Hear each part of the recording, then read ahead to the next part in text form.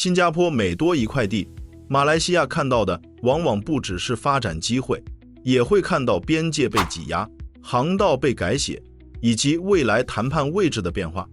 尤其在柔佛海峡这种最窄处只有大约 1.2 公里的地方，海岸线每向外推进一点，彼此的安全感和主权感受都会立刻变化。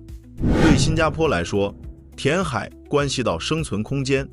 对马来西亚来说，这意味着缓冲空间变薄。所以这件事不能只当工程新闻来看，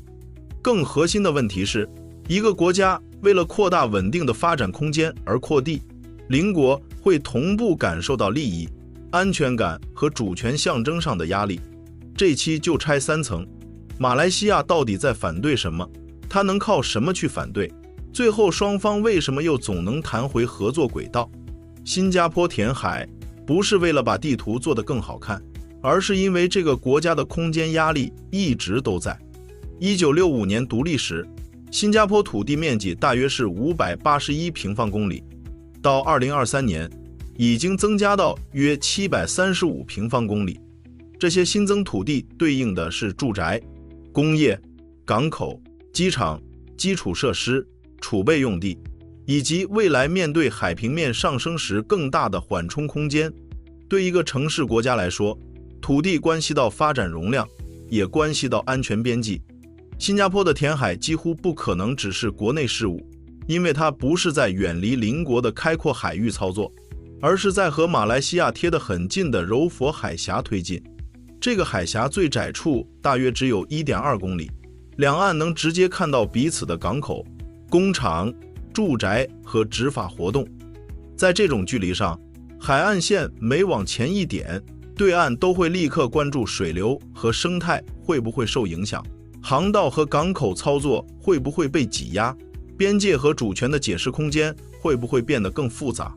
填海在新加坡这里天然带着外交后果，对本地社会来说，逻辑也很直接，土地不够，住房、产业升级、机场扩建、港口布局都会受限。扩地一旦开始，邻国的不安也会同步上升。这件事真正难的地方，是在一个极窄、极密、彼此高度依赖的地理环境里，找到发展与邻里安全感之间的平衡。很多报道一提到这类争议，首先会提到环境问题，但马来西亚的反对至少有多层原因。最容易进入法律程序的一层是环境和跨界损害。2003年，马来西亚就新加坡在柔佛海峡的填海工程把争议带到国际海洋法法庭，也就是 CLOS 的第12号案件。他主张的重点是要求停止部分工程，评估环境影响，处理可能出现的跨界后果、环境风险、水流变化、沉积影响、海洋生态这些问题能够提交证据，要求监测，也能让第三方审查。其次是港口、航运和地方经济利益。柔佛海峡本身就是工业、航运、渔业和边境管理高度密集的区域，海岸线变化可能影响船只通行、水流方向、泥沙沉积，港口操作和沿岸产业也会被牵动。对马来西亚，尤其是柔佛州来说，这既是国家层面的原则问题，也是具体的地方利益问题。港口运作、渔民作业、海上执法和交通协调都会产生现实成本。此外，更深的一层是主权边界的空间感变化。柔佛海峡最窄处只有约 1.2 公里，一方海岸线持续向前推进，另一方即使知道法律边界未必马上改变，也会直接感受到对岸正在靠近，自己的缓冲空间正在变薄。这种感受很难写进法律文件，但在政治上非常敏感。一旦国内舆论认为政府对邻国退让过多，压力就会迅速转化成更强硬的表态。所以马来西亚在对外说法里常讲环境、法律和程序，在对内叙事里更强调利益、尊严和主权。2018年围绕柔佛港口海域界限的争议，也说明这种摩擦并没有因为早年的和解就彻底结束，它后来转向边界解释、海上活动管理和相互让步空间的争执。在马来西亚看来，新加坡填海会在一个高度拥挤、敏感的海峡里改变双方对空间、利益和主权的感受，因此这类争议始终不只是技术问题。看到这里，很多人会问，既然这么敏感，为什么新马最后没有因为填海问题一路升级，甚至彻底翻脸？双方都知道失控的代价太高。2003年的 ITLOS 案件重要之处不只是分出谁赢谁输，而是把争议从政治对撞拉进了一个双方都还能接受的框架。这个框架讲证据，讲评估，讲临时措施，讲专家意见，也讲后续监测。它先降低最容易点燃情绪的部分，再让争议进入程序。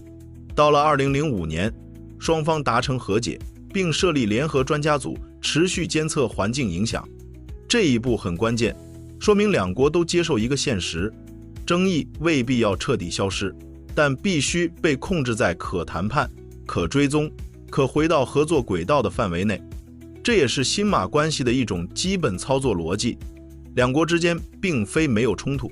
而是把冲突放进制度容器里。这个逻辑之所以重要，是因为两国关系从来不是单线条的，一边有海上争议、边界摩擦、港口竞争，另一边又有通勤、投资、供应链、旅游、能源合作、供水安排，以及大量家庭和就业联系。每天跨越新柔边境的人流和物流都在强化同一个现实。两国可以较劲，但不能让关系整体失控。新马合作最真实的样子，也是在必要领域合作，在敏感领域竞争，在高风险议题上建立最低限度的规则。这个模式并不浪漫，但通常有效。和南海一些更强调主权宣示和事实控制的填海案例相比，差别很明显。那些案例更偏向战略投射和控制范围扩张，新加坡的填海则主要围绕城市扩容、经济生存和基础设施布局。在和荷兰以防洪和围海造田为主的经验相比，情况也不同。荷兰工程面对的邻国主权敏感度没有这么高，而新加坡是在贴近邻国的海峡里重新配置空间，所以外交缓冲和法律程序格外重要。新马没有让问题闹大，是因为双方都明白，更高的成本来自关系失控本身。新马关系既有竞争性，也带有强烈的相互依赖。海上争议是表层，更实际的底层压力是砂石。填海不仅依赖意志和技术，也依赖大量原料。根据联合国环境规划署的报告，全球每年砂石消耗量大约在500亿吨左右。填海能力因此不仅是工程能力，也涉及进口能力、采购能力和外交能力。这里出现了一个典型的地缘政治脆弱点：一个国家的关键建设材料依赖外部供应，这种依赖在平时表现为贸易关系，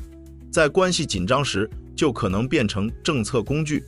2019年马来西亚对海沙出口政策的收紧，就是一个很直观的提醒。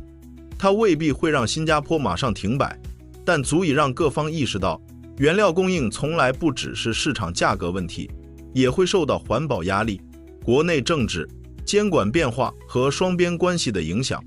新加坡的应对方式也很有代表性，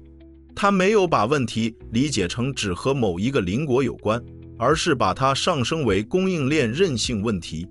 结果就是加快来源多元化，向越南、柬埔寨、印度等地寻找替代，同时通过材料组合、采购安排和工程节奏调整来分散风险。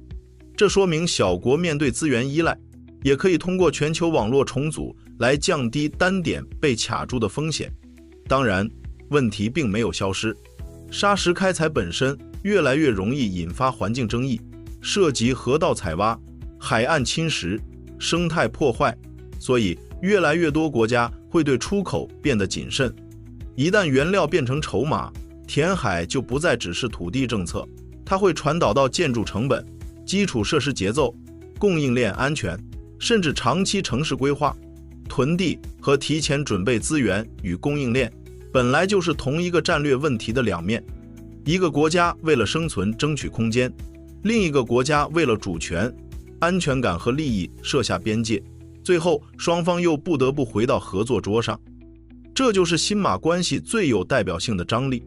它不是简单的友好，也不是持续的敌对，而是在高密度依赖之下长期磨合。今天谈的是填海，明天可能就是水供、港口、关卡、投资或者供应链。议题会换，但底层逻辑不会变。真正成熟的外交，不是让争议完全消失，而是让争议不要失控，还能继续合作。如果你喜欢这种从新加坡视角出发，但尽量不站队的地缘政治解读，欢迎订阅频道，也可以看看简介里的相关内容。评论区也告诉我，新马之间最难处理的议题，集中在土地、海上边界、资源，以及彼此始终放不下的安全焦虑。